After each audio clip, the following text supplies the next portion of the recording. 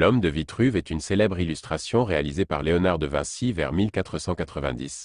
Cette représentation graphique, issue des écrits de l'architecte romain Vitruve, est devenue un symbole emblématique de l'harmonie et de la proportion humaine. Dans cet article, nous allons explorer le sens et l'importance de cette œuvre, ainsi que son lien avec les idéaux de la Renaissance.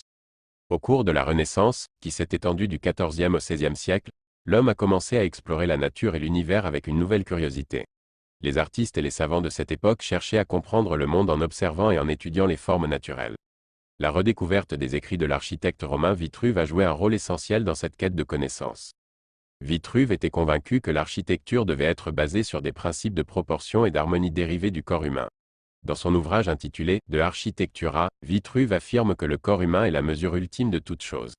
Il soutient que les proportions idéales du corps humain doivent être appliquées à l'architecture pour créer des bâtiments harmonieux et esthétiquement plaisants.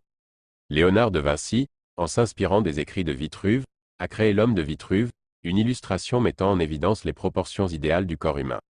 L'œuvre est divisée en deux parties. D'un côté, un homme aux bras et aux jambes écartés inscrit dans un cercle, et de l'autre, le même homme dans une position différente, les bras et les jambes tendus à l'intérieur d'un carré.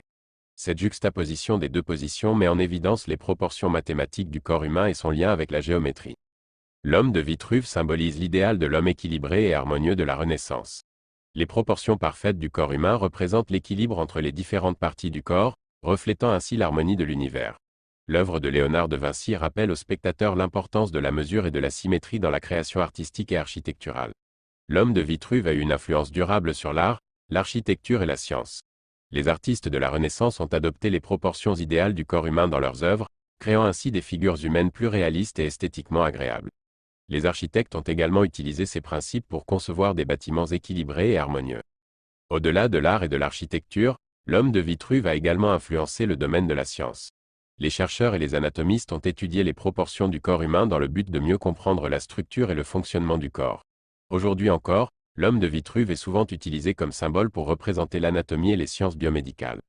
L'homme de Vitruve, œuvre emblématique de Léonard de Vinci, représente l'idéal de l'harmonie et de la proportion humaine.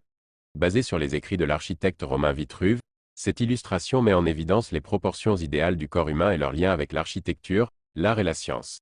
En représentant l'homme comme une mesure ultime de toute chose, l'homme de Vitruve symbolise l'importance de l'équilibre et de l'harmonie dans notre univers.